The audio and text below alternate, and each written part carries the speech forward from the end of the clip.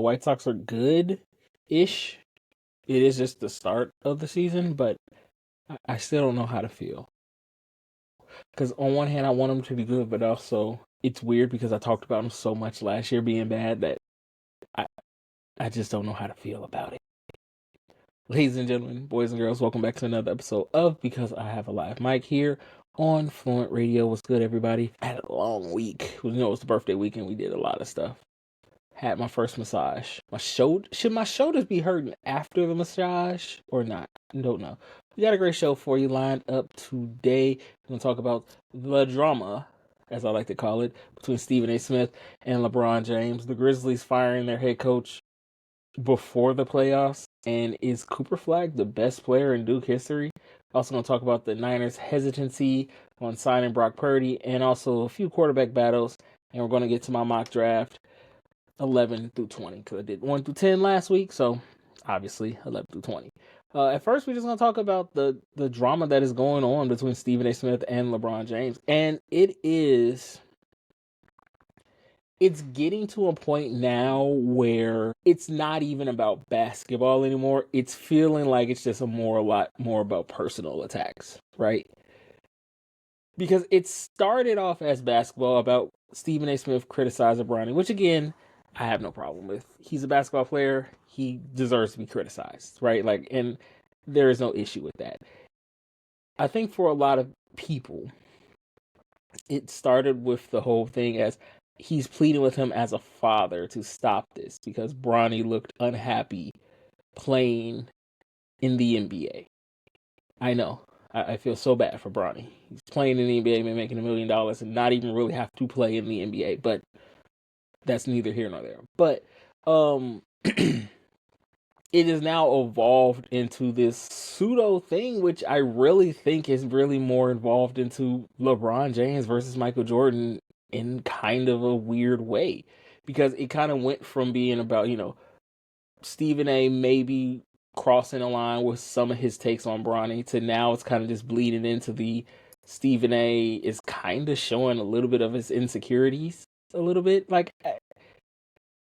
And I say that only because when you have Stephen A. going out there and saying things like, once LeBron retires, he won't be relevant in the NBA anymore. Well, yeah, he'll be retired. But to say LeBron James won't be relevant because you won't bring his name up is hilarious.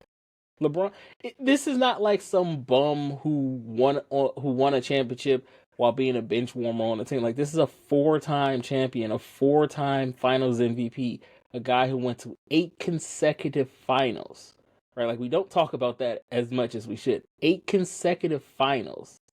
There is literally there is a time frame of about 10 years where people didn't know a finals without LeBron in them. And I think to say he'll be irrelevant is maddening, right? Because that's crazy. And then we had LeBron going on to the Pat McAfee show and kind of just like letting it all out. Like I said, like LeBron is in his 2-week notice phase, right? He's in, when you give your 2 weeks in at the job and you don't really care who you piss off anymore.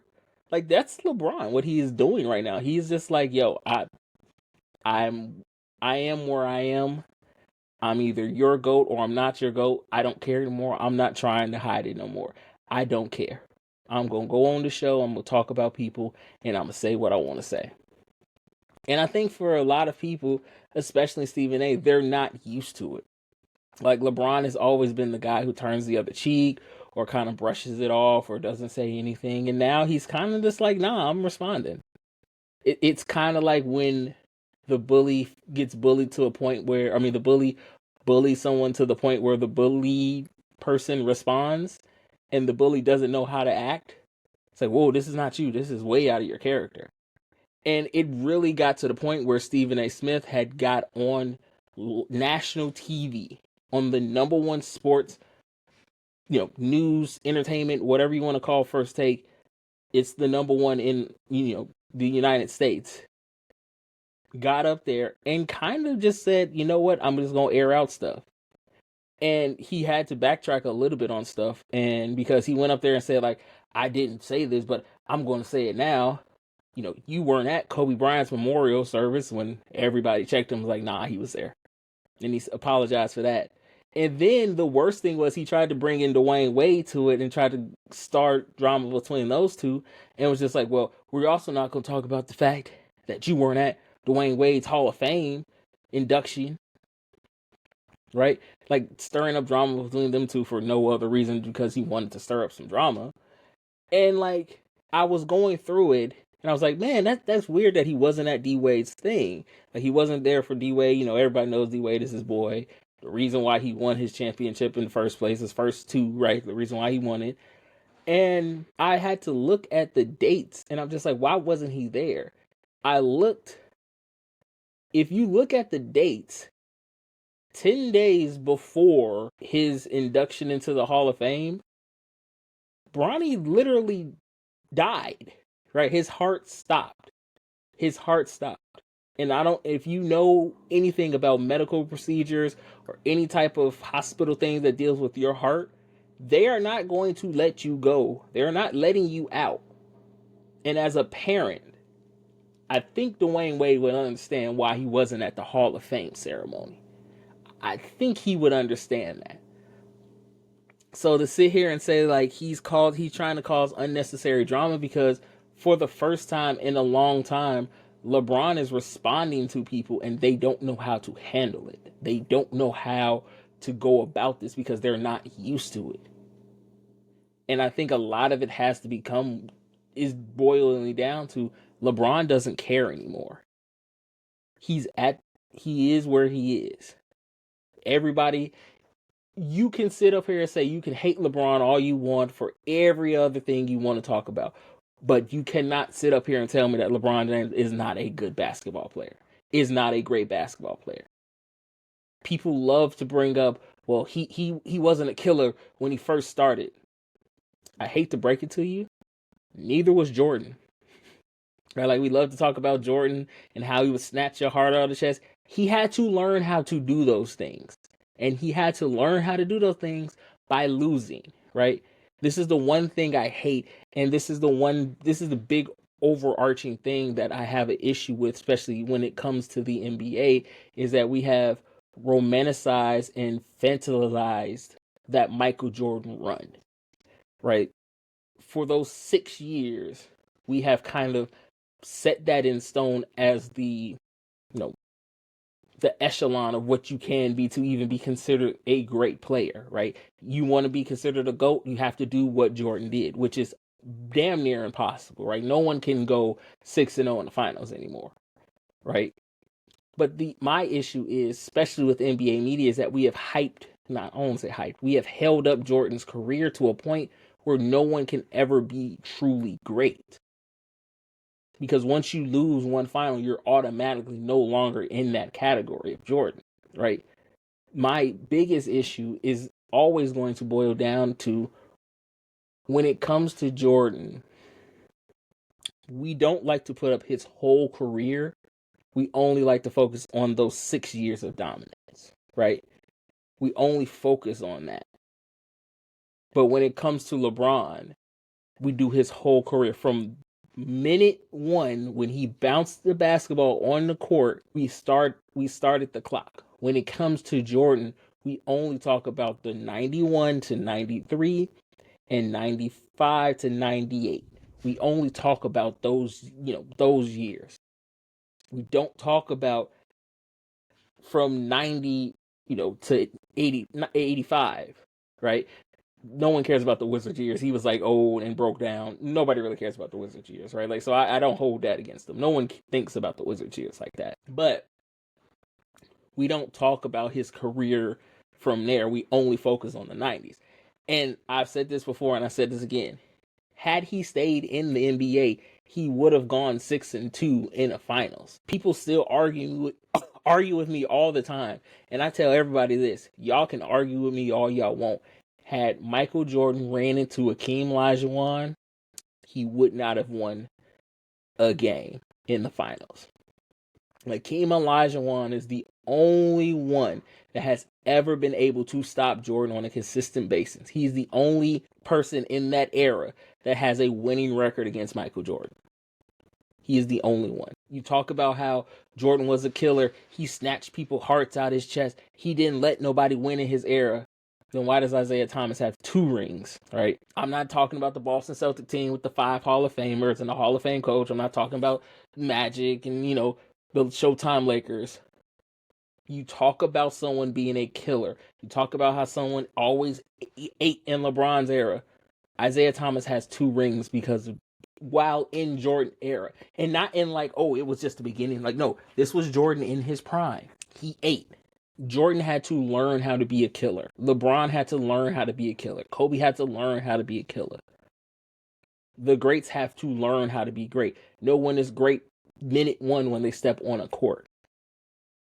But the problem is the NBA has kind of romanticized Jordan to the point where no one ever can be as great as him because it would mess up essentially their cash cow, because they know they can put up Jordan highlights. And if you want to talk about people being great, you want clicks, you want views, you want engagement, toss out Jordan versus LeBron, Jordan versus Kobe, Kobe versus Jordan versus LeBron. People are always going to be in the comments talking about da da da da this, da da da da that, X, Y, and Z. They always know.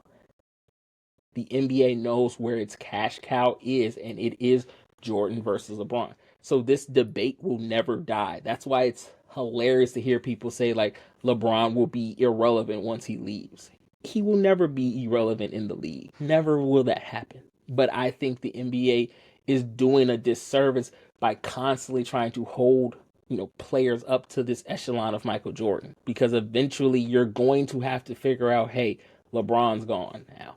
Who's going to be that guy that we talk about? And is it going to ever be the same once he does leave? If not, we got to figure out a way to kind of hold this, figure out how we can stretch this out for as long as possible until we find our new guy. So the drama in the NBA helped the NBA a lot because it's gotten a lot more, clicks, views, and engagement. But at the end of the day, this can only carry you for so long. Luckily, it's at the end of the season where the playoffs will start, so things are going to pick up. But how far along can you beat this dead horse essentially before it is dead and unrecognizable? So if you don't figure it out soon, y'all are going to be in a real tough situation once LeBron does decide to sit down and y'all don't have a player ready. So good luck. Speaking of playoff pushes and, trying to get to the playoffs, the Grizzlies fired their head coach with like 9 or 8 games left in the playoffs. And yeah, that was a weird one because, again, he's made the playoffs 4 out of the 6 seasons he's been in there and has won a playoff series. And he ran into the buzzsaw, which was the Golden State Warriors at the time. And, young team, we weren't expecting him to do it. This year was more interesting because, like, they are good. I mean, they're 4th in the West right now. I think 4th in the West right now. And to fire Jenkins with like 9 games left in a season is strange. Like, to me, this screams that they may or may not be starting a rebuild. Right? Like, they may or may not be on the attempt of starting a rebuild. And excuse me, if I am a player on that team, I'm concerned because I will say this: like, there's been stories like they didn't consult the players before they did it. I'm like, they don't have to. Again, the owners are the owners of the team. If they want to fire someone, they can. They don't have to consult with the players. But to not consult with your star in Ja Morant, your rising star in Triple J, you don't have to consult the rookie. No one cares what he thinks. But to not consult like the guys that are your building blocks of the team is odd to me, because to me that represents that this is a rebuild and they're starting it early. Now, to me, to start it midway before the playoffs, it's a little odd. Like, at least let them go through the whole, finish off the season and then fire them, and then fire them at the end of the season. But to do it right when you're on the cusp of the playoffs, right when you're about to start the playoffs, will throw off team chemistry undeniably. Right? Like it doesn't like they're having the lead assistant there. He was like a coach for the French and he won, the Euro League, and so he's a guy that can win. But to do that before the playoffs start, it messes with team chemistry. It messes with a lot of things going on in the team. And it kind of has like this whole little, I don't want to say dark shadow, but it does kind of feel a little weird to be like, do I even want to play? Because am I next? Right? Because if you're a coach on the staff, 9 times out of 10, once the head coach is fired, they're going to want to bring in their guy. And if they bring in their guy, they want to bring in their squad. So you're not going to be there. If you're a player, does it look like, am I going to be here next year? Am I going to be on the squad next year? So now it's just like, am I trying to really do it for the team in the playoffs, or am I just going to be like, let me try to put up the best stats so that way teams can either pick me up in free agency or trade for me next year? And if you're Ja and you're, Jack Jr., if you're even Zach Edey, you're kind of questioning like what's going on. And that's why I think this firing is so just out of left field and will mess with team chemistry, mess with the, locker room, mess with the front office, mess with everything going on in Memphis right now. Especially when your fourth seed may have to play the Lakers. Do you really want to throw everything up in upheaval like you just did? Excuse me, had some water. I was caught a frog in my throat. But as far as it's like everything goes, it's just like, now what are we gonna do? Because we're not gonna be in contention to get a top draft pick if we do make the playoffs. We're not gonna be in contentions to kind of, make anything happen during the off season. So now it's just like, am I gonna get traded? Am I on the chopping block? Am I up next? So either way it goes, this was a strange fire, and it's going to have ripple effects throughout this whole team. Whew, I would not want to be in the Memphis Grizzlies uniform right now. Um, as far as draft picks go and upcoming players, we have to talk about Cooper Flagg because I'm gonna pose this question. Cooper Flagg may be the best player in Duke history. No, I can't do that. I'm not going to disrespect Grant Hill like that. I think he's the second best player in Duke history. I think I got him right there behind Grant Hill, right above Christian Laettner. I think he's in that top three. I think he's arguably going to go down as one of, you know, Duke's best players this year and in the history of Duke. And that is saying a lot for, Duke when it comes to like basketball, especially when they think about the players that have come out of there. Grant Hill, Christian Laettner, Jason Tatum, Kyrie Irving, Buddy Hurley, right? Just great players all around, right? RJ Barrett, Mr. Tryhard himself, Grayson Allen. Like, you have great players there. And if, because the reason why I say Cooper Flagg may be the best player to do it in the Duke uniform, because he's on a trajectory that not too many people will have, right? For the pure fact that he is probably going to win the national title this year. He's probably going to be, win that. Most likely going to win MVP for the tournament. Most likely going to win National Player of the Year. Most likely going to be the first round draft pick. That's something that we haven't really seen in a while, right? All of that in one season at Duke. And it's a big deal because he's doing things that I don't think a lot of people would have expected him to do. Like, everybody was expecting him to be a great player, but I just think he's showing that he can be that kind of, next level player right out the gate. And it's a gift and a curse because the gift of it is you're going to make a lot of money. You're going to make a lot of money. You're going to have great stats, all stars, or whatever. But now it's the curse of he has a lot on him now. And he has to perform at that level to where he, lives up to the hype. And if he doesn't, it will be kind of hard for him.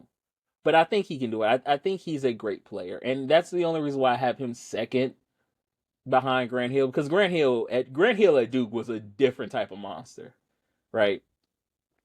Grant Hill at Duke. Again, Grant Hill at Duke. That 92-91 Duke team had Christian Laettner, Grant Hill, and Buddy Harley all on the same squad. Blue chip Buddy Harley, Christian Laettner, Grant Hill, all of that on the same squad.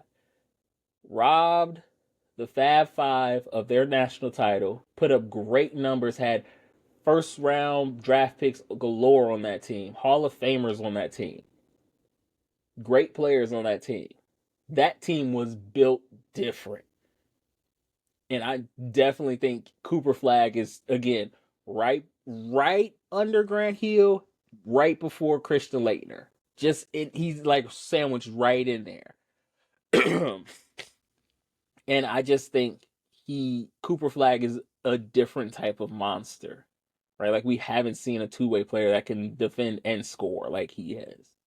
And he is a different type of beast, especially in March Madness, because March Madness, let's be honest, has lost some of its luster, going from, where it was kind of like this cool thing to watch to now it's kind of oversaturated a little bit. Like the problem with March Madness really became a problem when, especially when Warner got it and now put it on like all of their channels, right? They put it on, TBS, TNT, True TV, Court TV, right? It used to be you get your local team if your local team won it, or you get the big time games. And I think that's the problem with March Madness right now.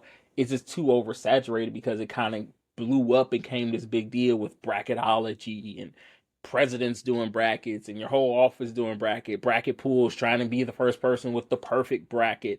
And I think it just kind of bloated a little bit. It doesn't feel, I don't want to say like right. It doesn't feel like it's its own thing anymore. It's just kind of grew to this thing where a lot of people don't even watch the game. They just see if their bracket is right. And it's a lot harder to watch, games because every game is on and you want to watch a specific game and you got to, it's not like, man, this game between Florida and Notre Dame is hype. Let's turn to this one and watch it. Like you can watch it. You can watch a 16 get blowout by one. You can watch normally, which would be a great game, a 8 versus a 9 or a 5 versus a 12, right? Like those were like, oh, these are the games we got to watch. You can watch it all now. And it's bloated and it doesn't feel special anymore. It's just, it's too much too fast, and it just doesn't feel like, oh man, like these games are important. It's just like I'm watching this because I need to watch it to see how my bracket goes. And it sucks because college basketball already has a lot going against it when it comes to retaining and keeping stars there, right? Like that's the difference between college football. You get to kind of watch a kid grow and mature on the field, whereas college basketball, a lot of people believe that they're only there just so that way they can show in NBA scouts that, hey, I'm ready to go to the next level. Especially now since they cut out the high school to the draft. Like a lot of players only go there for one and done years, so that way they can go to the draft and they don't really have that retention of stars. Even with the NIL deals going on, they don't have that retention because, yeah, I can get this NIL money, but I can get this NBA money quick. Like NIL really helps more out football players because they don't go out on their freshman year. They still got to stay in until their junior and senior year. So like NIL money helps them out more. Whereas like they like basketball players, it's like, yo, I'm really just here to play basketball. I don't care about class. I don't care about none of that. I'm just here to play ball. And it hurts a little bit because they can't build the aura of a star, build the aura of a franchise, right? Build the aura of a school. Because everybody knows, like, hey, I'm just here so I can get paid. I don't blame you. Get your money, dog. Get that money. Make that money. I do not blame you at all if you are just there to get that money and run. Take the money. What was the song say? Go on, take the money and run. I don't blame you at all. Switching gears a little bit, we're going to talk about some NFL news. As we know, Brock Purdy is due a contract, right? And the Niners, they're dragging their feet a little bit. And it's understandable, right? Like it's understandable on why they're dragging their feet because they are still trying to find a replacement for Joe Montana. and they have not had success at it, right? They had the, Steve Young won, the Vince Lombardi Trophy, and he was and is a great quarterback, but he didn't pan out to what a lot of people thought he was going to be once he got it. Because like there is a scary consistency of San Francisco 49er quarterbacks that I think we need to talk about, because like once they get paid, it just all goes downhill for them, right? Like let's start with Steve Young, right? He got paid, he won the Super Bowl, and injuries derailed his career, and he was never the same, right? Then they went to Jeff Garcia, kind of the same thing, right? Injuries kind of derailed him, and he never was the same. Then they drafted Alex Smith. Uh, Alex Smith, injuries weren't a problem, but he just never panned out as a quarterback, right? Like he was good but never great. And there was a whole thing about should they have drafted Aaron Rodgers and what would have happened if Aaron Rodgers ended up going to San Francisco. That's a whole rabbit hole we can go down later on how the NFL would have been drastically different if the San Francisco 49ers just would have drafted Aaron Rodgers when they were supposed to. But we can go down that rabbit hole later. He goes there and he doesn't pan out to what a lot of people thought he was going to do. They go and get Colin Kaepernick, and he does pan out for a year or two, but he gets into the Super Bowl, the blackout Super Bowl as we call it. And his tenure as a 49er is very controversial and ended, prematurely, if we're going to be honest. And then we had Jimmy Garoppolo, shout out to EIU, and he got them to a Super Bowl. And after that, they paid him, and again, downhill from there. Not so much injuries, just not a level of consistency. And now we have Brock Purdy, to where, again, Mr. Irrelevant, got him to the Super Bowl. Hasn't been, and we're seeing it now where it's starting to drop, right? The consistency last year was not the same from a year ago.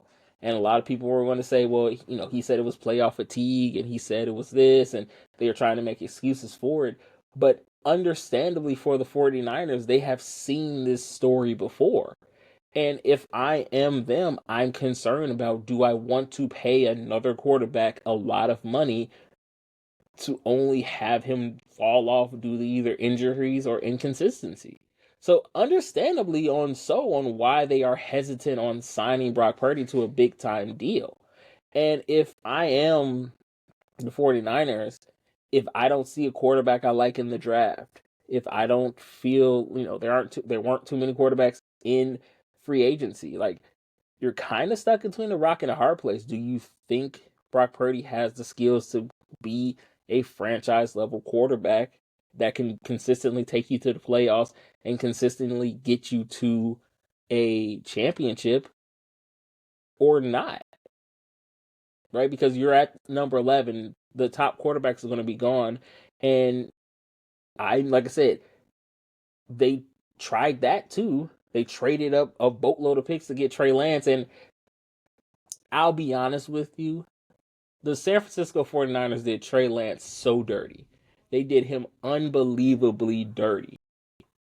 They never gave him an opportunity, really. He started only 5 games. And I'll talk about this later with project quarterbacks and why you should at least give them time to either fail or succeed. But 5 games is not a great level, a good enough resume to see what you have in Trey Lance. And Trey Lance could have been good, right? He's signed with, I think, the CFL, so we're going to possibly see if he really had what it took to be a starting quarterback. But if I'm the San Francisco 49ers and I know I've had a bad luck of run of quarterbacks lately, do I want to put all my money onto Brock Purdy? Do I fully believe in him? So, like, the hesitation and the fear is completely understandable for the 49ers, but they have to do something, right? Like, they can't go into this season and basically be like, well, we'll see what we got. Because that's how you play. That's how the Bengals did it with Jamar Chase, and they had to pay him a boatload of money, right? That's how the Dallas Cowboys are doing it with Micah Parsons, and Micah Parsons is going to be owed a boatload of money. So you don't want to try to drag this out and just hope that Brock Purdy, well, he does either have like a mediocre good year and you can say, well, we're going to sign him still to less money than what you thought, or you can run the risk of him having a great year and now you have to give him a blank check. The 49ers quarterback curse might be real, and they have still been trying to find a quarterback since Joe Montana, and I don't know if Brock Purdy is the answer to their prayers, but he's at least picking up the phone call at the very least. So you got to do something and do something fast before he has a good year, and now you're in a situation where you got to pay him a boatload of money because he's in the he's at the very least he in the not I don't want to say no, he's not in the Russell Wilson contract phase just yet. He's definitely in like the Geno Smith. He's been to a Super Bowl. He's had great years, especially for coming from Mr. Irrelevant, right? Any money he gets is going to be good money. But it's just depending on what the 49ers want to do because they do have a lot of holes they need to fill and fill quickly if they want to, contend for a Super Bowl again. So they got to figure out what they're going to do and figure out what they're going to do fast. So, we have some quarterback battle. I don't want to say controversy because they're not controversy, but we have some quarterback battles brewing this season. And for one team, it's more important to see what you have, and the other team is important to see what you're going to do.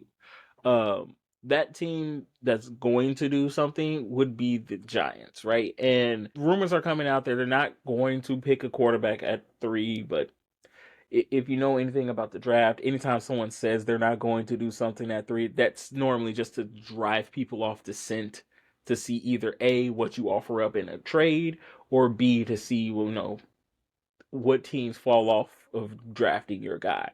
And I'll be honest with you, as a Bears fan, living through this situation, if I am Shador and the Giants are at 3 and they're calling me, I don't answer the phone. I don't answer the phone. I don't pick it up. If I see a New York area code, don't pick it up. Because right now they're setting themselves up to kind of do what the Bears have done for the past, few years with 2 good quarterbacks coming out of the draft in Justin Fields and Mitchell Trubisky, right? They're setting up a young quarterback to have a rough time coming out of it, especially with the Giants upheaval right now, right? Not really knowing what they're going to do with their head coach or GM at this point. Having Russell Wilson and Jameis Smith both on the roster, you're probably not going to get much play time. And if I'm the Giants, either you're trying to, be honest with you, tank for Arch Manning, or you're trying to see what you have. And this quarterback battle between, Russell and Jameis is going to be interesting to see because on one hand you have the steady constant that is Russell Wilson, right? Like the guy's constant professional. You know what you're going to get from him. You're going to get good play, good quarterback play, all of that, right? Guys, Super Bowl winning quarterback, been to the playoff multiple times, done it all. With Jameis, you're going to put up a show.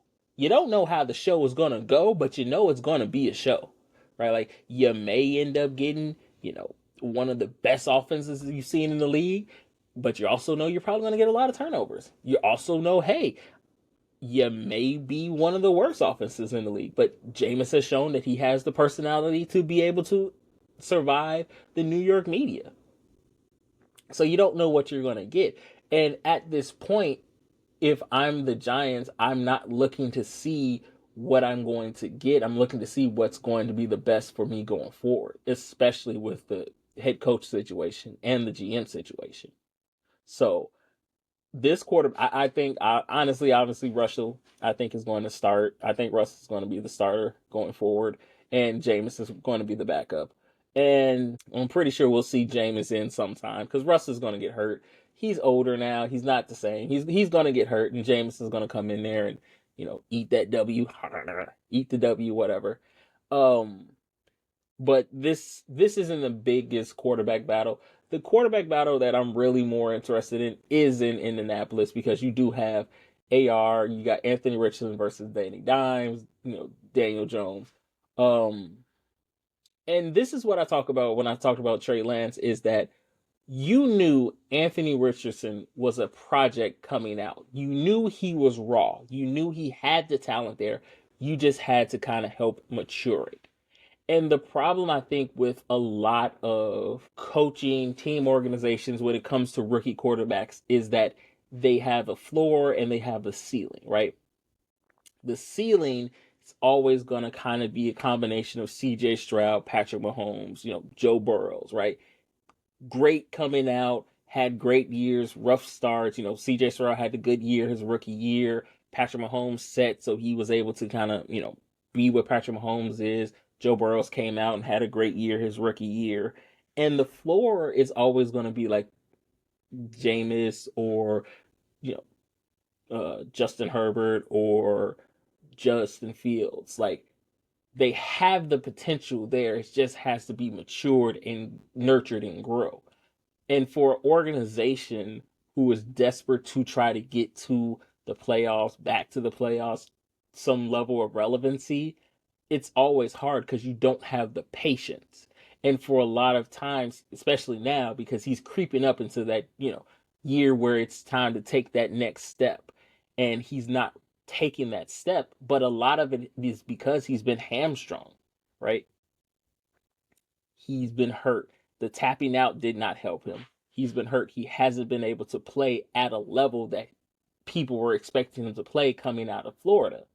And now, kind of throwing Daniel Jones in there, this is a pseudo quarterback controversy because both of these guys are not like lighting up the score. It's not like this is like, oh my gosh, this is something big where it's going to be, a true quarterback battle. Both of this is kind of like a kind of acceptance of redemption for both of them because Daniel Jones, coming out, everybody was just like that was a reach to go get him. He had the one good year where he went to the playoffs and won a playoff game. They paid him a lot of the money, and then the fall off happened. And then, it was after Saquon Barkley left, clearly it wasn't him. He was not him. They paid him all that money. He didn't turn out well. They traded him to Minnesota. He was there with Kevin O'Connell. Hopefully, he kind of did the thing he did with Sam Darnold, helped some of that rubbed off on him. But it just hasn't, it for Daniel Jones, it never really lived up to the hype and the money that he got. Because once you pay a quarterback the level of money that they paid him, you have to perform on the field. And now both of these guys are in situations where they are essentially playing for their NFL futures. Because if Daniel Jones does not play well, he's going to be, backup fodder. He's going to be the guy that's a backup. He may be the Sam Darnold a few years from now where he gets with the team and shows that he could play at that level that everybody expected him to play at coming out of Duke. And then you have Anthony Richardson, who has to show that he was the quarterback that y'all bet on, right? You took him 5th overall. He is supposed to be that guy. So if this does not work for either one of them, the Colts are in a tough situation because I don't know what they're going to do because they're going to have to go either move on to the quarterback and start over again or stick with what they got and maybe hopefully something happens that they come up forward and can be like, okay, well, we don't know what we got with him, but we're going to stick with it and ride it out. Because either way it goes, somebody's got to get paid. Somebody somewhere has to get paid. And they have to see what they have in them. And if they do that, if they figure out what's going to happen, they will eventually find their quarterback. But I just don't know if it's one of the quarterbacks that are already there or if they end up in the Arch Manning sweepstakes next year. So this quarterback battle is way more interesting because the Giants are just screwed either way. Either way they go. If they win, I think they're screwed themselves over because now they get themselves out of getting their quarterback for the future and being back in the situation only for having either Brian Daboll or Joe, I forgot his last name, the GM for the Giants, be there another year and maybe continue to go forward with it, or they can tank, be an entertaining tank with, especially if Jameson starts, be an entertaining tank, but tank nonetheless and go forward into this position of going for Arch Manning. So all in all, what I'm saying is Arch Manning is going to have an interesting few months coming up when college football starts off to see where he ends up laying out. Because even at Texas's pro day, when Arch Manning was there throwing the ball, everybody was talking to him. They didn't even care about the other draft. He's like, no. Let's talk. Let's exchange numbers, exchange information. Nothing serious. Just like getting to the talking stage of it, just to see where this goes down the line. So the Arch Manning sweepstakes is going to be a fun one. Okay, so since we still are in the NFL, we're going to talk about the mock draft for 11 through 20. This one I don't have too many. I don't have a big trade like I did last week where I had Pittsburgh hopping up to 10 to take Shador, so I don't have anything like that. This one's kind of just straightforward through, but I do have some surprises in there a little bit. First of all, San Francisco 49ers, we talked about them with the quarterback situation that they have going on right now with Brock Purdy. Like I said, I highly doubt they take a quarterback in the first 2 rounds. Like maybe they take one in the third, but I highly, highly doubt that they do that. They have a lot of holes that they need to fill. They need to rebuild that defense personally.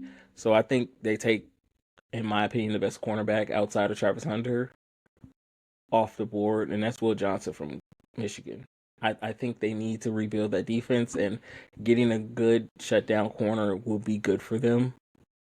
They can worry about the offense. Offensively, they are fine. They still have Kyle Shanahan. They still have a lot of pieces over there. Yes, they are trying to figure out what they're going to do with Brandon Ayuk coming off of ACL. Are they going to trade him? Are they going to keep him? They have a lot going on right now, but I still think Brock Purdy, Christian McCaffrey, George Kittle, all of Kyle Shanahan, with all of that still there, I think offensively they'll be fine. Defensively, they need to retool, right?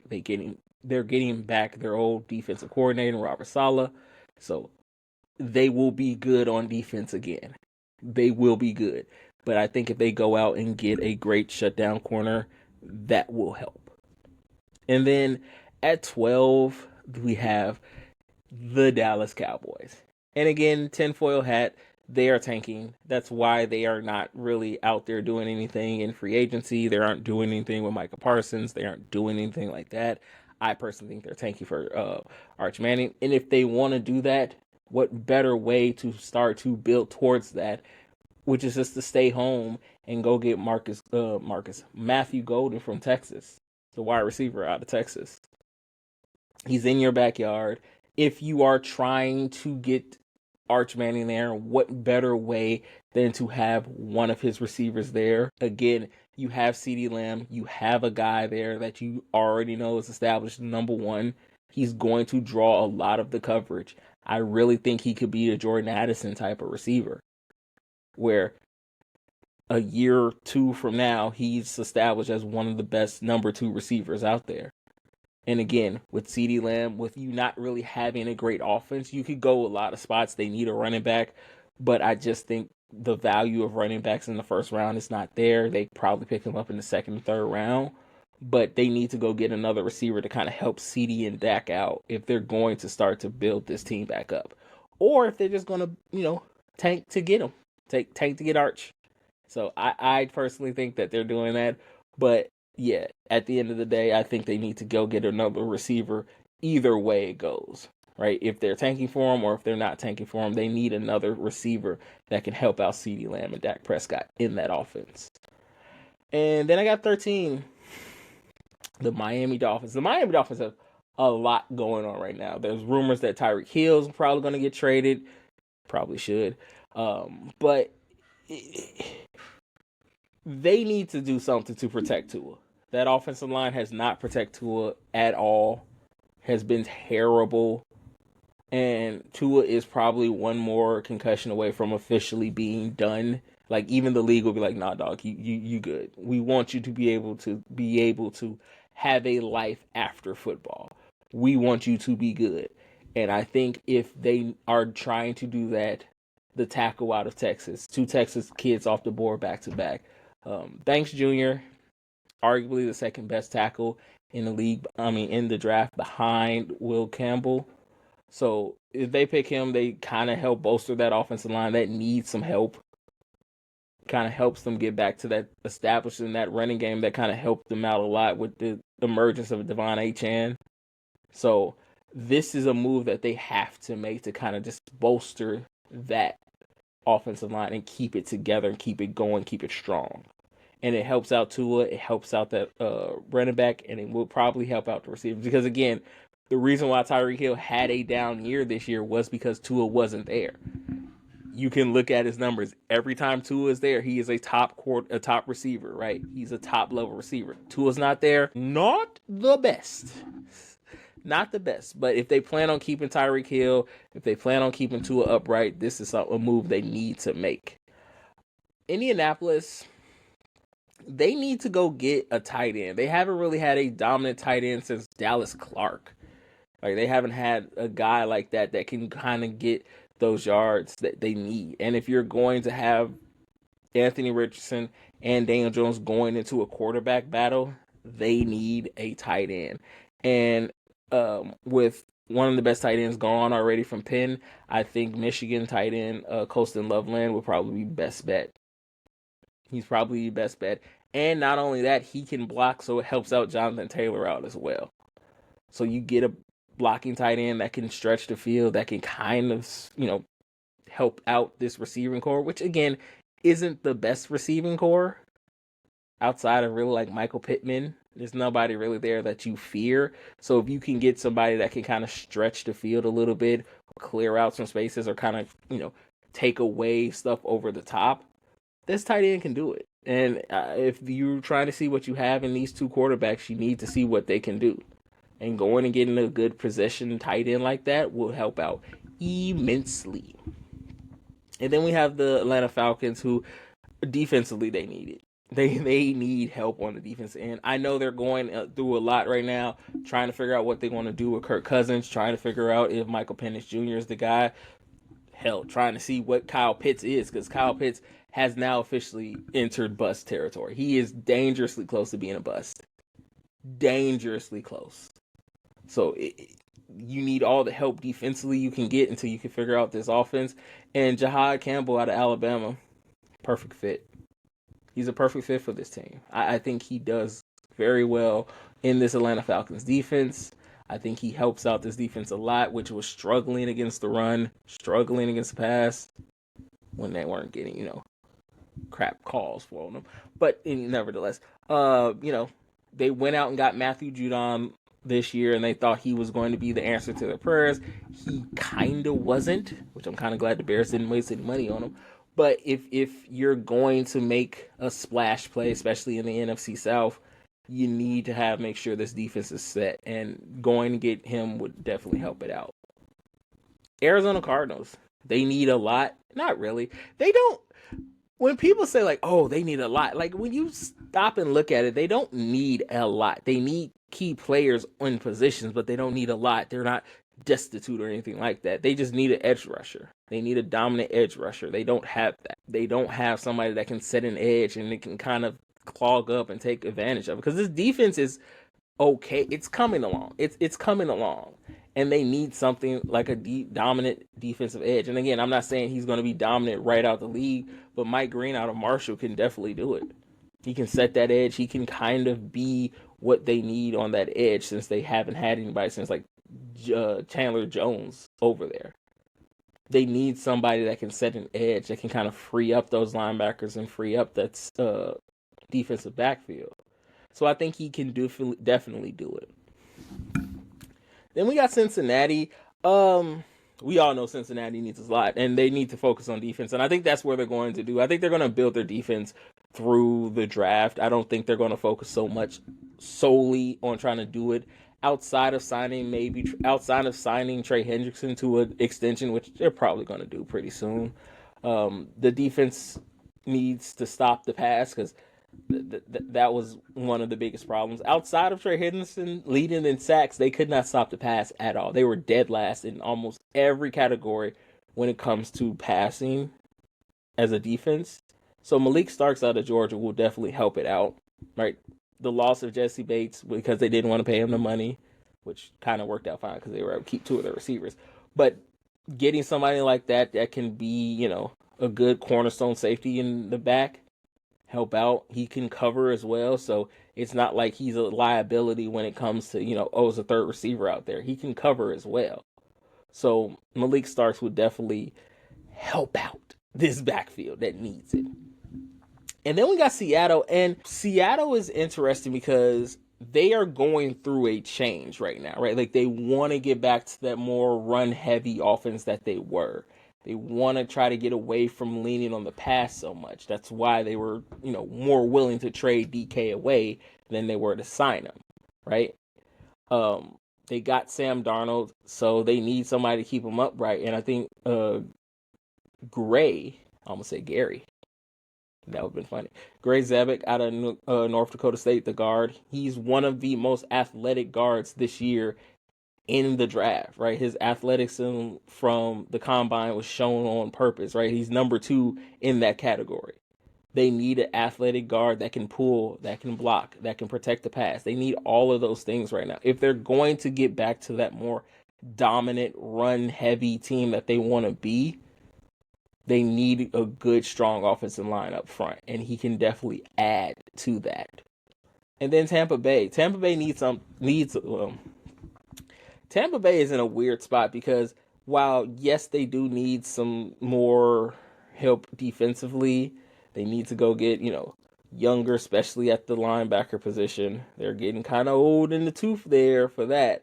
But crazy enough, it's not like they need a super bunch because they were able to maintain a lot of their talent, in the draft. Not so much in the draft. I said in the draft. They were able to maintain a lot of their, key players in free agency. Chris Godwin didn't walk, so he would still be able to remain there. But they need help on the linebacker side, right? Like I said, they're getting long in the tooth there, as the old people say. They're getting long in the tooth there. So Sherm Stewart out of Texas A&M will definitely help it out. Good linebacker, great speed. He's get to learn from one of the greats in Levante Davis, so he gets to learn from him how to play the linebacker position. So he will definitely help out this this team who needs to be able to defend the pass, especially in the NFC South with Bryce Young coming. I don't want really and truly, like, the Tampa Bay Buccaneers only have to worry about the Carolina Panthers, and they're still a year or two away from being a team to be feared. So we'll see about that, but they're still a year or two away. But I think if Tampa Bay wants to hold on to that, grip that they have on there, I think it's probably best they go get a linebacker. And Denver, they need a wide receiver. That's point blank period. They need a wide receiver. And they need to go get a guy who can definitely stretch the field, who can be able to help. If they're going to go with Cortland Sutton as their guy, they need somebody that can take the top off of defense. And Luther Burden the third is somebody like that. He's a quick, speedy guy. You can put him in the slot. You can put him outside. You can do all the things that you want to do with him that will help stretch the field for them. It helps mature, Bo Nix into becoming a better quarterback. It helps this offense. And we all know Sean Payton likes his gadget guys. And he has gadget guy written all over him. He has it written all 5'9". Oh, yeah. Sean Payton is licking his chops. Not 5'9", 5'11", sorry. Sean Payton is licking his chops right now to get to this draft, if he's still there. If he's still there at 20, he's definitely picking him up. So, yeah. Like I said, it's not too crazy. I didn't have any crazy trades or anything like that. I don't see this block getting any crazy trades going on. Like, it may pop up. Maybe Dallas decides they want to hop up and try to grab somebody in the top. But outside of that, I don't see too much getting disrupted in this little block of trading. Block of drafting. So baseball has started, and we are back to our yearly complaint of how baseball is treated by national sports media in general. And Again, baseball needs to realize that it's not the prettiest girl in the party anymore. Right? Like they tried to do all these things to make it more appealing to like a more worldwide, stands, the pitch clock, everything, the instant replay to make, the drama of it a little bit more. And it just hasn't worked, right? Baseball is not that appealing to a wide audience anymore. And a lot of networks have picked up on it. And that's why the rumors are that ESPN isn't going to pick up baseball in 2028 when the contract is up. And I can understand why. Baseball has lost its natural, national appeal because a lot of times, if you want to watch a local game, you can't because they blacked it out because they are either on like, a national stage or anything like that. If you are in Atlanta and you want to watch the Braves, you used to watch the Braves exclusively on TBS. Now they ended that contract and you can't watch it there. If it's on any type of ESPN or anything like that, you can't watch your local game because they have blacked it out for the specific purpose of watching it on ESPN or wherever you want to watch it. And that has hurt baseball more than anything. And it is hard for people who just want to pick up and watch it just to watch it. And baseball in itself has become boring. That's the most dangerous thing you can do for especially a sport. And with teams being bad, the money being thrown around just to buy championships, like teams probably going into debt later on in life, trying to, win a title, aka the Dodgers, which again, it worked because they won the title. But baseball has lost its appeal because, again, people can't watch the games. They're blacked out. They're not on TV. You can't see them unless you watch it on an ESPN channel. So I think ESPN not picking up baseball will help baseball because now it can go back to, the local levels. You can watch a White Sox game on whenever they play it. You can watch it on, Channel 5. You want to watch the Cubs, you can watch them on CBS. You can watch them when you need to. You don't have to have the Stadium app or get Stadium to watch it or Comcast Sportsnet or everything like that. You can watch it way easier and better versus having to hope and pray that this game isn't blacked out because they're not on your specific time zone or your specific channel. So it is what it is with baseball, but at the end of the day, I don't think nothing will save baseball on a national appeal just because at the end of the day, it's not a popular sport right now, especially going in now, right? You got NBA playoffs starting. A lot of people drop off once baseball, quote unquote, heats up because baseball is so long, it doesn't heat up until October, really. That's when people care about it. And so it's always harder for baseball to kind of pick up that steam once it falls off, especially in those dead days of the summer where nothing is going on. Before I head up out of here, I do want to talk about this because this is what people wanted in basketball, right? Like they wanted back the toughness and the good old days. And well, you kind of got it, right? If you don't know, recently Minnesota and Detroit played, and seven people, 5 players and 2 coaches got ejected from a game from what is dangerously close to reminding the NBA of the Malice at the Palace. And again, Isaiah Stewart is kind of sort of in the middle of it. And this is becoming a dangerous trend for Isaiah Stewart. And he needs to tread very lightly on what he's doing because this would be different if this was his first incident, but it wasn't. We all know the fight he had with LeBron. He punched Thomas Bryant from the Pacers, and especially for a team for Detroit, which is trending in the right directions. They're getting back to their winning ways. They're getting back to the playoffs. And it's not like Isaiah Stewart is just some scrub or some guy that's just, on the team. He's a contributor. He's a player on the squad, right? Like he actually does, matter a little bit towards their, winning ways. And it is getting very hard to kind of sit here and say that he is not getting shafted a little bit. I mean, I don't want to say that. He's a hothead. I get it. And you like the passion, you like the fur where it's coming from. You love the fact that he plays with his heart on his sleeves, but you have to be smart with it because what the NBA doesn't want is a bad look, especially with everything going on with the ratings, with the Amazon purchases, with everything going on. You don't want to give the NBA a bad look because they will be quick to get rid of you. They will be quick, and he is a contributing factor to their success recently, right? It's not like he's the guy there, but he's a contributing factor towards it. And if he's not careful, he may find himself in a whole heap of trouble.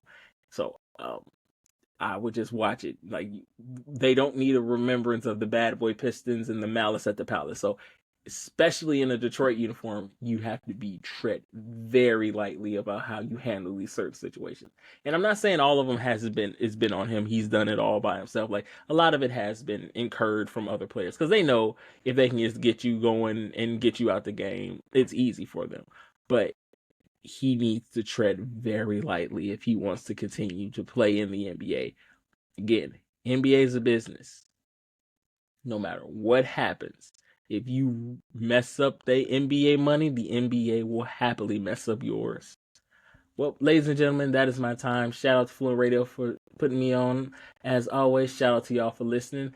I have two fingers for you guys. Deuces, I'm out. Because I Have a Live Mic was proudly presented to you by Fluent Radio, where all things are fluent. Please like, share, and subscribe. All right, two fingers. Deuces.